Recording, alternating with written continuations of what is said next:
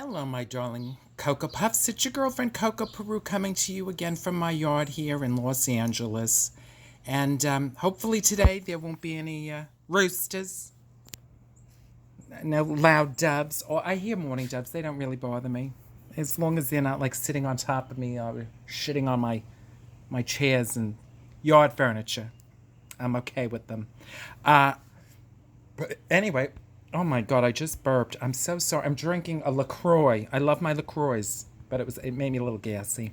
Anyway, ignore the gorgeous watermelon. I was cleaning my house today, and I couldn't fit it in my refrigerator the other day when I bought it. It's just been sitting on my kitchen counter as I was cleaning it. This thing, watermelon just got in the way, and I was like, "Girl, you need to go outside." So she's out on the table now, but she is beautiful. Look at her. Anyway, today as I was cleaning the house, I came across a little dish that I have in my house that my sister Kathy. Now, I think I mentioned in one of my other videos that I had a sister that when I was 3 months old, she passed away at the age of 15 from bone cancer, and very sad and tragic. And I grew up not knowing my sister, but I used to be told stories about her. And she was an artist and loved putting on makeup. She loved doing her hair. She loved singing. She loved art projects. And one of the little projects she did was this dish here. And I absolutely love this. Very mid-century looking to me. This fabulous little tile dish, and but what I love is that my sister. Well, this isn't what I love. Unfortunately, the way they tried to stop bone cancer back in those days, they actually had to remove her right arm, but it sadly had already spread. But she it didn't stop her from doing these projects, making this dish. She relearned how to paint with her left hand. She did her makeup with her left hand, her hair. I can't even do my makeup with my good right hand. No.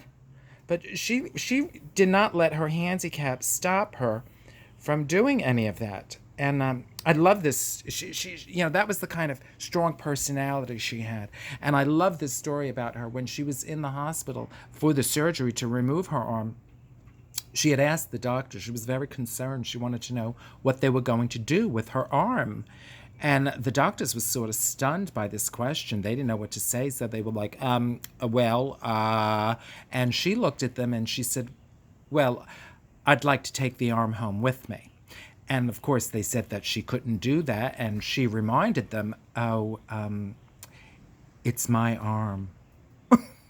I just, I just love that response.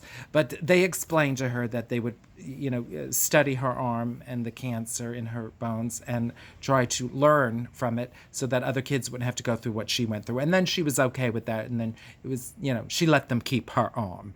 But I just love that sort of bold response. It's my arm. Anyway, so this dish reminds me that despite my sister having that handicap, and she just did not let it stop her, and she learned how to do everything, even writing with her left hand. And you think about a teenager, and a girl, that was, she loved dressing up and the makeup and all, to lose an arm at that age, at 14, must have been really difficult. But no, she didn't let it stop her. And I think about that when I had my accident and I screwed up my left leg. Of course, I was very concerned that it would stop me from fulfilling my dreams of being in the arts and on stage. And I think a little bit of my sister rubbed off on me, and I just thought, no, I have this bum leg, but I'm just not going to let it stop me. And I've never let it it gets me down sometimes, but I never let it stop me from pushing forward.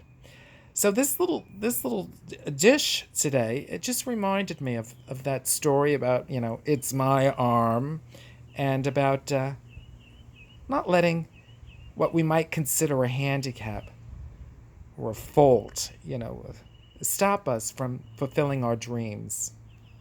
Anyway, that's my little story today, and I can tell you one other little story about my sister that I used to tell on my show when I was first decided to do drag. I was practicing at home the makeup and the I just it was all new to me, and I dressed up at home, and it was the first. I walked into the room where my parents were, and it was the first time they were seeing me in drag, and they just were horrified. They had this look on their face, like, and they would like, "Holy shit! Oh my God!" And I thought, "Oh, they don't approve." And then my mother said, "You look like your dead sister's ghost." And I said, "Oh, well, it's not exactly the look I was going for, but thanks." But what made me laugh was they weren't upset about the drag. I mean, they weren't even upset. They were just shocked that I look so much like my dead sister.